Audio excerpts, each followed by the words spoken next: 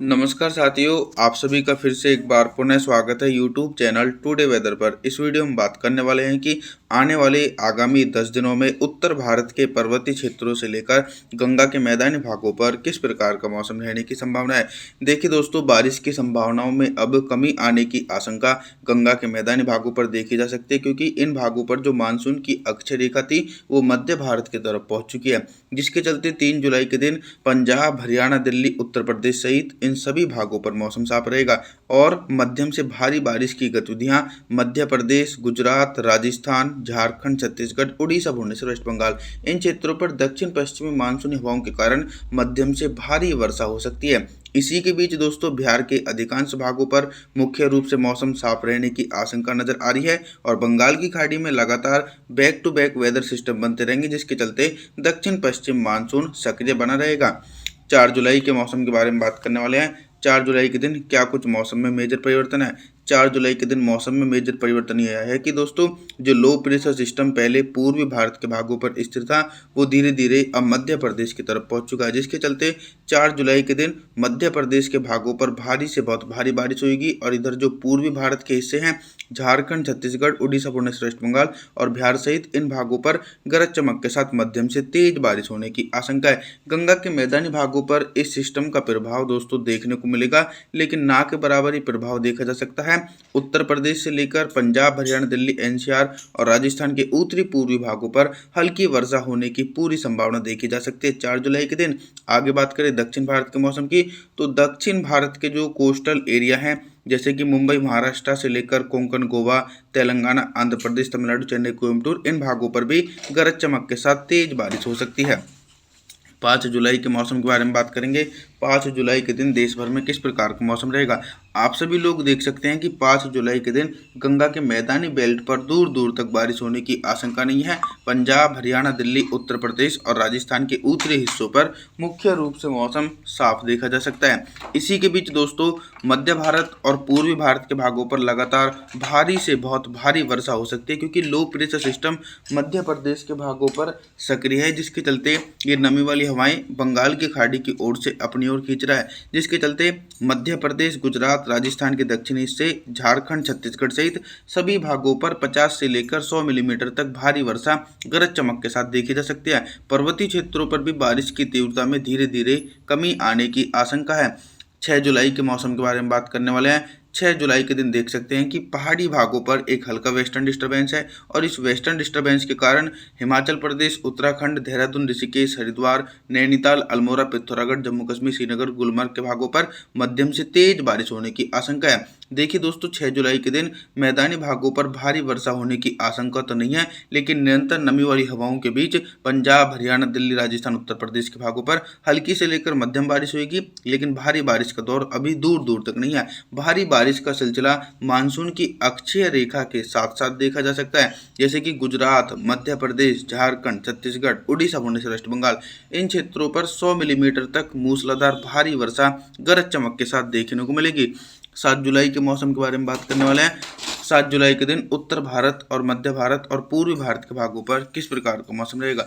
देखिए, 7 जुलाई के दिन गंगा के मैदानी भागों पर बारिश की संभावनाओं में इजाफा होने की आशंका है। एक साइक्लोनिक सर्कुलेशन गंगा के मैदानी भागों पर सक्रिय है, जिसके चलते पंजाब, हरियाणा, दिल्ली, राजस्थान, उत्तर प्रदेश, मध्य प्रदेश के भागों पर घने बादलों की आवाजाही के बीच मध्यम से तेज बारिश गरज चमक के साथ देखी जाएगी और निरंतर पहाड़ी भागों पर भी भारी वर्षा होने की आशंका नजर आ रही है, क्योंकि व्यापक रूप से मानसूनी हवाएं तराई वाले क्षेत्रों से होते हुए पर्वतीय क्षेत्रों को प्रभावित कर रही हैं।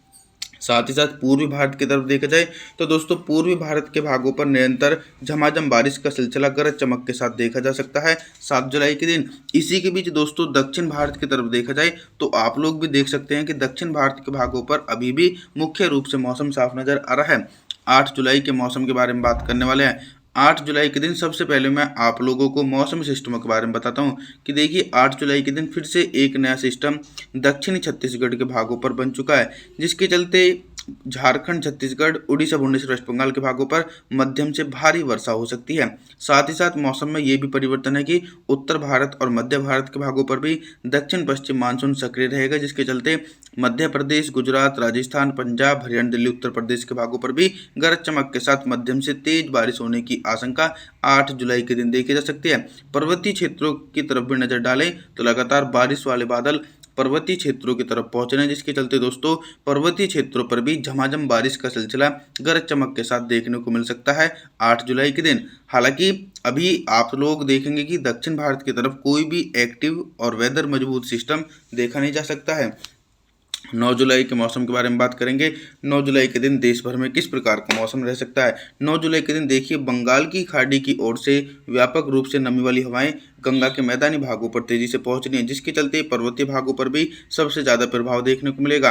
हिमाचल प्रदेश, उत्तराखंड, देहरादून, ऋषिकेश, हरिद्वार, नैनीताल, अल्मोड़ा, पिथौरागढ़, जम्मू कश्मीर, श्रीनगर, गुलमर्ग के भागों पर मध्यम से भारी बारिश गरज चमक के साथ देखी जाएगी।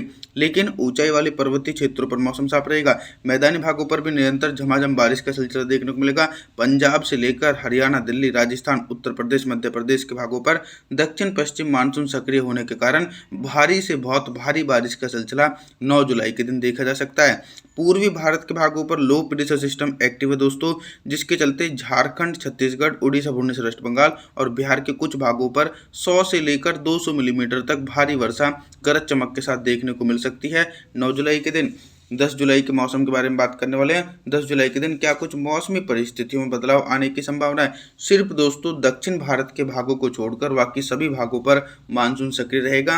मुंबई, महाराष्ट्र, कोंकण, गोवा, विदर्भ, मराठवाड़ा, तेलंगाना, आंध्र प्रदेश, तमिलनाडु, चेन्नई, कोयम्बटूर, इन सभी भागों पर मुख्य रूप से मौसम साफ रहेगा। कुछ भागों पर हल्की वर्षा हो सकती है। लगातार झमाझम बारिश का सिलसिला मध्य प्रदेश से लेकर गुजरात, राजस्थान, पंजाब, हरियाणा, दिल्ली, उत्तर प्रदेश के भागों पर बंगाल की खाड़ी की तरफ से व्यापक रूप से नमी वाली हवाओं के कारण भारी से बहुत भारी वर्षा की गतिविधियां देखने को मिल सकती हैं।